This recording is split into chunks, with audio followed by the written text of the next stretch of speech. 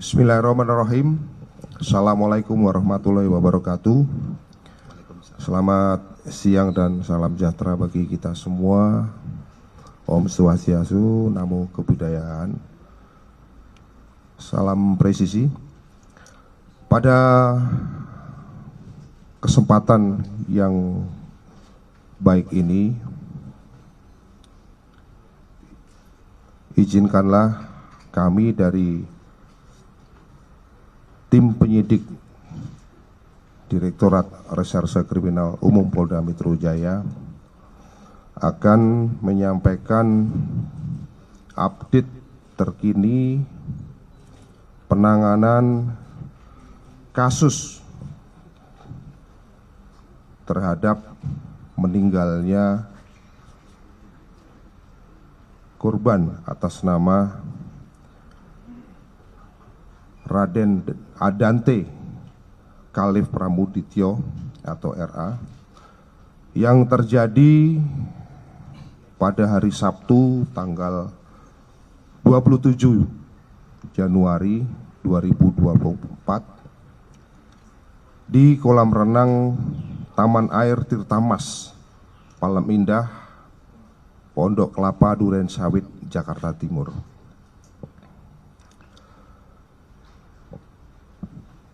Setelah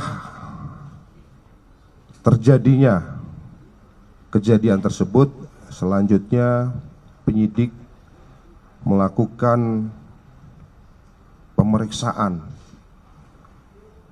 sejauh ini baik dari keluarga korban, kemudian dari pengelola kolam renang termasuk security maupun manajemen kolam renang, kemudian dokter rumah sakit Islam dan perawat rumah sakit Islam, termasuk dokter dari rumah sakit primer.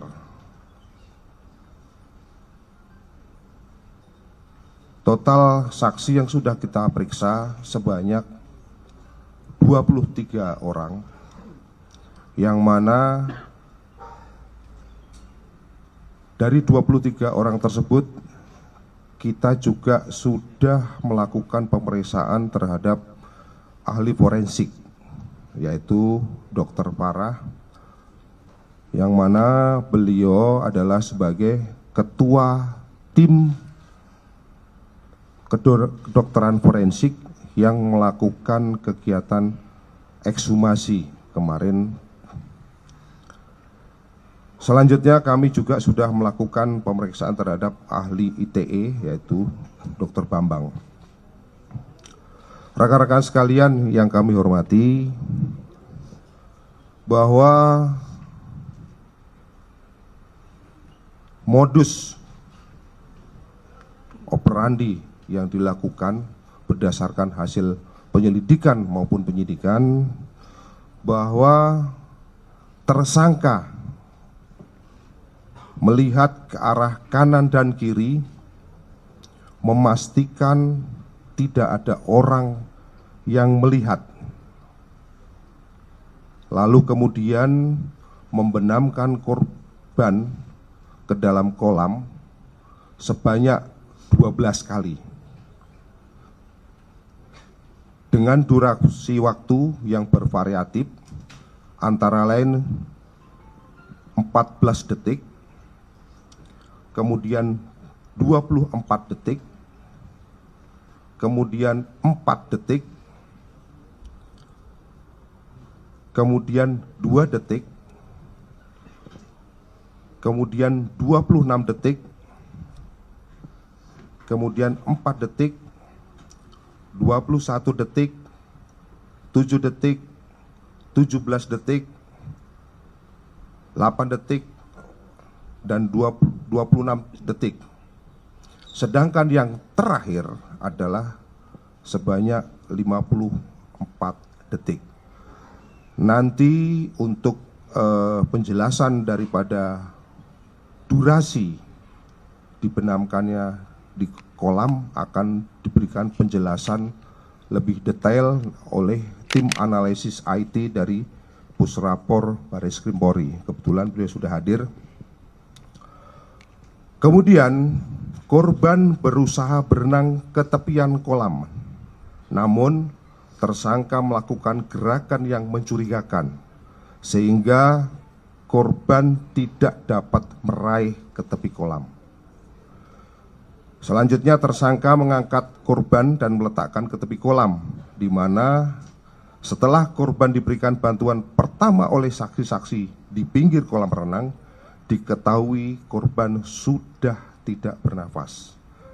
Dari mulut dan hidung mengeluarkan sisa makanan dan buih. Kemudian korban dinyatakan meninggal. Dari modus operandi tersebut, fakta-fakta di dalam proses penyidikan kami sampaikan sebagai berikut, bahwa pada hari Sabtu tanggal 27 Januari 2024 sekitar pukul 11.30, saksi Tamara yang merupakan ibu kandung korban bersama dengan korban berangkat dari rumah tempat tinggal menuju ke rumah saudara YA yang beralamat di Pondok Kelapa, Jakarta Timur, dengan tujuan untuk mengantar anak korban ketemu dengan anak daripada tersangka, yaitu berinisial MMA.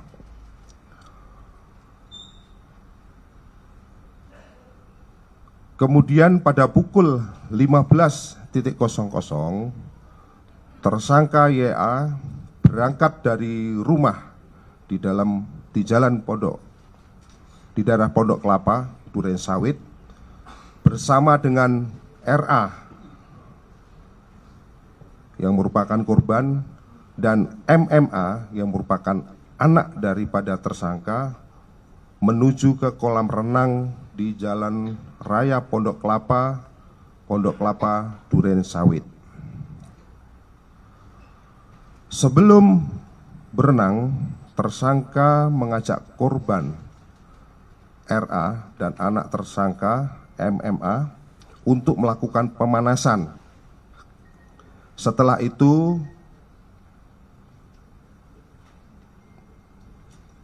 anak korban yaitu RA dan anak tersangka MMA masuk ke dalam kolam dewasa yang mana kedalamannya setinggi 130 cm atau 1,3 meter, di mana kolam tersebut posisinya di depan gazebo tempat tersangka dan korban menaruh barang perlengkapan. Sementara posisi tersangka waktu itu masih di atas kolam renang. Tersangka kemudian jongkok dan menyuruh anak korban dan anak tersangka untuk menyelam dengan kepala anak tersangka dipegang dan dimasukkan ke dalam air. Namun untuk kedua tangan masih tetap memegang tepi kolam renang. Hal tersebut dilaksanakan sekitar 15 sampai 20 menit.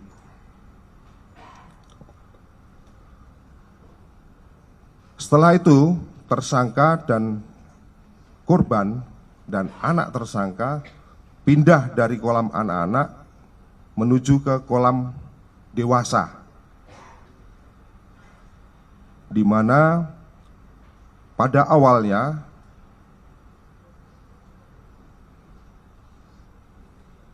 tersangka beberapa kali membenamkan tubuh daripada korban ke dalam kolam dewasa yang kedalamannya adalah 150 cm ataupun 1,5 meter. Di dalam kolam dengan kedalaman 150 cm ataupun 1,5 meter tersebut, korban dibenamkan kepalanya sebanyak 12 kali nanti secara detail akan dijelaskan oleh tim analis IT dari Puslapor Barreskrim Polri. Adapun pada saat proses menenggelamkan tersebut dengan cara memegang pinggang korban dan dengan menggunakan kedua tangan daripada tersangka. Kemudian yang terakhir, setiap korban mau menggapai ke tepi kolam, tersangka berusaha menarik badan maupun kaki daripada korban agar tetap terus berenang. Dan tersangka melakukan hal tersebut kurang lebih sebanyak 4 kali. Setelah itu, anak korban ataupun RA pada saat ke pinggir tepi kolam dan pegangan di pinggiran kolam, kemudian terjadi korban sampai dengan batuk-batuk. Sekitar pukul 16:50 hal tersebut kita ambil berdasarkan CCTV daripada kolam tersebut. Korban sudah terlihat lemas. Kemudian tersangka mengangkat ke atas kolam renang. Setelah itu korban sempat batuk-batuk dan selanjutnya terlihat sangat lemas, dan setelah itu dicoba untuk diberikan pertolongan. Namun kondisinya korban sudah tidak bernapas lagi. Kemudian barang bukti yang sudah dilakukan penyitaan oleh penyidik, yaitu 1 lembar visum et repertum yang dikeluarkan oleh Rumah Sakit Polri, kemudian 1 unit digital video record ataupun DVR, kamera CCTV, kemudian 1 buah baju renang warna biru dan celana dalam warna merah, kemudian 1 buah baju warna orange lengan panjang dan celana panjang warna hitam, kemudian 1 lembar kopi akte kelahiran daripada korban, 1 lembar kopi KK, 1 lembar sertifikat medis penyebab kematian, 1 lembar fotokopi surat keterangan untuk menerangkan terkait pemakaman, 1 lembar surat pengantar kepada RT, 1 lembar invoice medikal, dan 2 lembar invoice medikal daripada rumah sakit.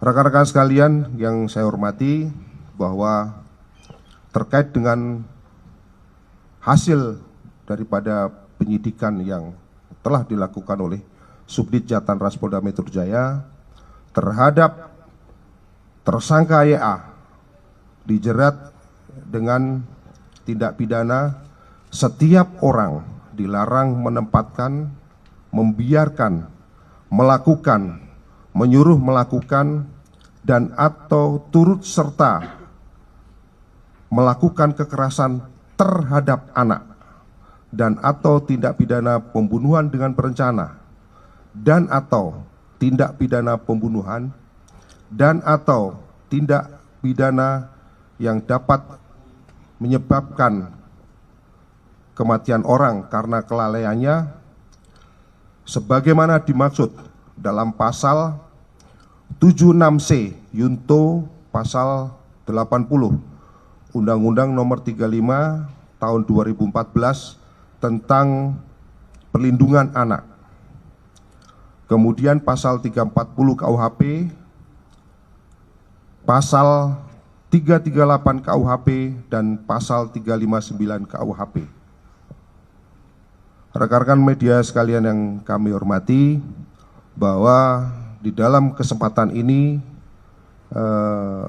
kita juga mengundang daripada tim, baik itu dari Puslapor Baris Krim Polri, kemudian dari Kedokteran Forensik Baris Krim Polri, maupun dari Apsipor, tentunya dengan maksud untuk memberikan penjelasan bahwa proses penyidikan yang dilakukan oleh Direktorat Krim Umum Polda Metro Jaya mengedepankan scientific investigation crime, dalam arti dalam pembuktian betul-betul sesuai dengan aturan yang berlaku.